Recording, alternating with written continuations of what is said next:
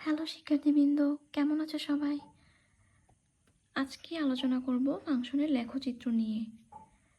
ফাংশনের চিত্ররূপকে লেখচিত্র বলা হয়। ফাংশনের ধারণা সুস্পষ্ট করার ক্ষেত্রে লেখচিত্রের গুরুত্ব অপরিসীম। ফরাসি দার্শনিক এবং গণিতবিদ রেনে দেকার্তে সর্বপ্রথম বীজগণিতিক এবং জ্যামিতির মধ্যে সম্পর্ক স্থাপনে অগ্রণী ভূমিকা পালন করেন। তিনি কোনো সমতলে পরস্পর লম্বভাবে ছেদে দুইটি রেখার সাহায্যে বিন্দুর অবস্থান সুনির্দিষ্টভাবে নির্ণয়ের মাধ্যমে সমতলীয় জ্যামিতিতে আধুনিক ধারণা প্রবর্তন করেন। তিনি পরস্পর লম্বভাবে ছেদে সরলরেখা দুটিকে অক্ষরেখা হিসেবে আখ্যায়িত করেন। অর্থাৎ এভাবে যে দুটি পরস্পর লম্বভাবে ছেদ করা সরলরেখাগুলোকে বলা হয় অক্ষরেখা। অক্ষদ্বয়ের ছেদবিন্দুকে বলা হয় মূলবিন্দু। এই যে দুটো অক্ষ যে বিন্দুতে ছেদ করেছে সেই বিন্দুটাকে বলা হয় মূলবিন্দু। কোনো সমতলে পরস্পর লম্বভাবে ছেদে দুটি সরলরেখা এক্স ও এক্স প্রাইম এবং ওয়াই ও ওয়াই প্রাইম আঁকা হলো। এই হচ্ছে এক্স ও এক্স প্রাইম, ওয়াই ও ওয়াই প্রাইম। সমতলে অবস্থিত যে কোনো বিন্দুর অবস্থান এই রেখাদ্বয়ের মাধ্যমে সম্পূর্ণরূপে জানা সম্ভব। কোনো একটি সমতলে অবস্থিত কোনো বিন্দুর অবস্থান এই দুটি রেখার মাধ্যমে সম্পূর্ণরূপে জানা সম্ভব। আর এই রেখাদ্বয়ের প্রত্যেকটিকে বলা হয় অক্ষ। আর আনুভূমিক যে রেখা সেটাকে বলা হয় এক্স অক্ষ। এই যে এক্স ও এক্স প্রাইম বা আনুভূমিকভাবে যে রেখাটা সেটাকে বলা হয় এক্স অক্ষ। আর উলম্ব অর্থাৎ ওয়াই ও ওয়াই প্রাইমকে বলা হয় ওয়াই অক্ষ। আর দুই অক্ষ ও বিন্দুতে ছেদ করে এবং এই ওকে বলা হয় মূল বিন্দু।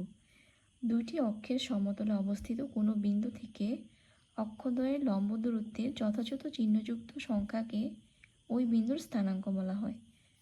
মনে করি অক্ষদ্বয়ের সমতলে অবস্থিত পি যে কোনো বিন্দু, এই হচ্ছে পি একটি বিন্দু। পি থেকে এক্স ও এক্স প্রাইম এবং ওয়াই ও ওয়াই প্রাইমের ওপর যথাক্রমে পি এন এবং পি এম লম্ব আঁকি। পি এম ইকুয়াল হবে হচ্ছে ও এন। এই যে পি এম মানে এই যে পি এম এবং ও এন সমান, যা ওয়াই ও ওয়াই প্রাইম হতে পি বিন্দুর লম্ব দূরত্ব। ওয়াই ও ওয়াই প্রাইম হতে পি বিন্দুর লম্ব দূরত্ব হচ্ছে পি এম। আবার পি এম হচ্ছে ও এন এর সমান এবং পি এন ইকুয়াল ও এম, যা এক্স ও এক্স প্রাইম হতে পি বিন্দুর লম্ব দূরত্ব। সুতরাং পি এম সমান এক্স এবং পি এন সমান ওয়াই হয়। তবে পি বিন্দুর স্থানাঙ্ক এক্স কম। এখানে এক্সকে বলা হয় ভুজ বা এক্স স্থানাঙ্ক এবং ওয়াইকে কোটি বা ওয়াই স্থানাঙ্ক বলা হয়। উল্লিখিত স্থানাঙ্ককে কার্তেশীয় স্থানাঙ্ক বলা হয়।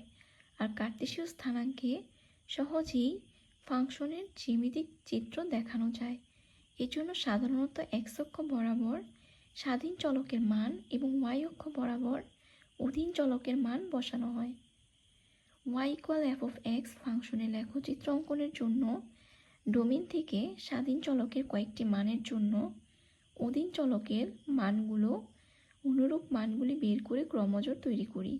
অতঃপর ক্রমজোড়গুলো উক্ত তলে স্থাপন করি। প্রাপ্ত বিন্দুগুলো মুক্ত হস্তে রেখা টেনে যুক্ত করি, যা ওয়াই সমান এফ অফ এক্স ফাংশনের লেখচিত্র। আজকে এই পর্যন্তই। ভালো থাকো সবাই। আল্লাহ হাফিজ।